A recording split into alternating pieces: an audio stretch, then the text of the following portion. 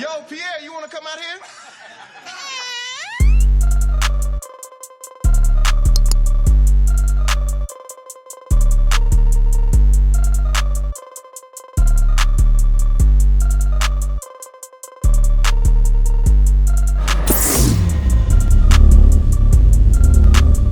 Ready? Go! Complete. Congratulations. All right, so today I'm gonna deadlift 500 pounds for the first time since my hamstring injury. I already showed you guys the first time squatting 400 pounds, so we're gradually leveling up here. Now I am still only deadlifting relatively infrequently, so we're not pushing things yet, and I'm only gonna be doing 2 sets of volume work. That's gonna be a big key here. And then 1 set on snatch grip deadlifts. So again, keeping everything very moderate, but not fundamentally changing the structure at all, just decreasing the magnitude.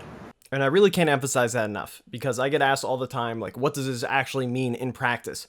And what it means is running short cycles when you are recovering from an injury, doing 1 to 2 less sets than you normally do, making sure you see through that whole cycle, increase your projected 1 rep max in some capacity, and then start filling things out with the next cycle. Then add maybe 1 set relative to that stage of that short cycle, and then very slowly expand the duration of the cycles. So base building later.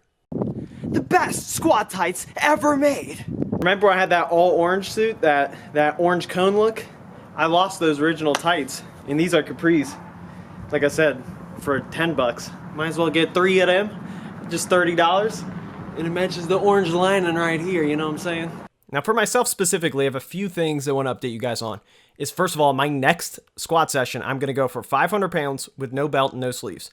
That would be huge, because after that, I'm going to add a belt and sleeves. And if I could hit 500 pounds, I definitely think I'm already at a clean 550 with the belt and sleeves. Now for the deadlift, that's where you see here, I hit 500 and I'm pushing 525. Last week, my hamstring was feeling it a little bit with just 480, so I'm actually feeling better now.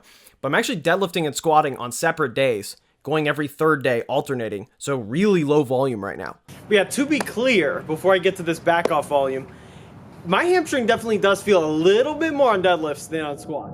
All right, for the juicy part of today's video, why I'm not doing nationals. I recorded a completely different version of this where I gave a more centrist answer. But since then, new information has come out, my views have changed, and I have a far more negative view of the USAPL, and it's honestly lost my respect to some extent permanently. So, first of all, the reason why I am not doing nationals initially is because I signed up for a meet in June, and Raw Nationals was later announced to be in June. Typically, it's in October. They make it very clear that you can't get refunds. It sucks, but also I could have been willing to just give away the $100 for that sign up. Just say, okay, fine, I just won't do that meet. I'll sign up for nationals, not get my money back. No big deal. However, to sign up for nationals, they do not prioritize gradients of talent at all. So they prioritize the top 3 to 5. But then beyond that, it doesn't matter if you're someone like myself who's top 10, or if you're 400th, 40th, 30th. None of it matters. Whoever has the fastest Wi-Fi wins. You're in the meet, and it's heavily capped due to COVID. So it would be very difficult to get in if I really wanted to. I think that's very illogical. However, that was still not enough for me to be upset or butthurt, as we say online.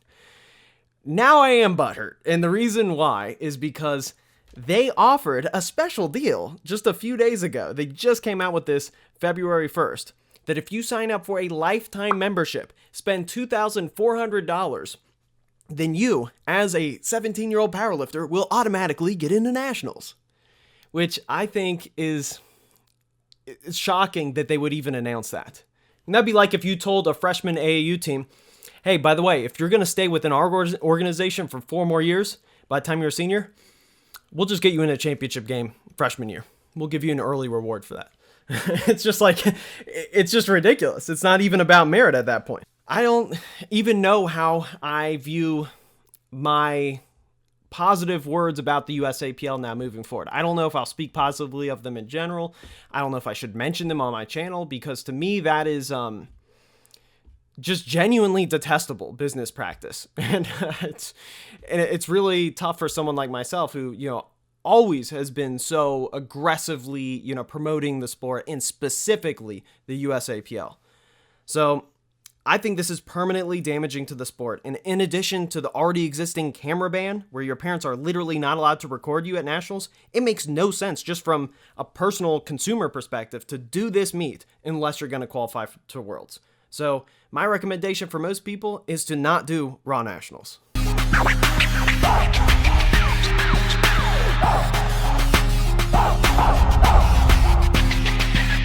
One last thing, I mentioned that the lifetime membership goes up to $2,400. What I didn't mention is yearly memberships cost $65 in the USAPL. That means it takes 40.5 years to just break even. If you lift loyally in the USAPL for 20 years, you are getting absolutely ripped off in a horrible deal. Think about that. That is just an awful, awful deal. So not only is it an unethical concept at face value to buy your way into nationals, it is a horrible deal. And if you are, obviously a young man, do not buy this. If you're 30 years old or older than me, you already know this is bullshit. But that's it. Make sure to like the video, support the channel. Buy these sexy, or maybe I shouldn't use that word, I'll get demonetized. These squatty orange tights, link in the description. Make sure to subscribe. And I got a lot more content, especially a lot more informative content coming here very, very soon. Peace.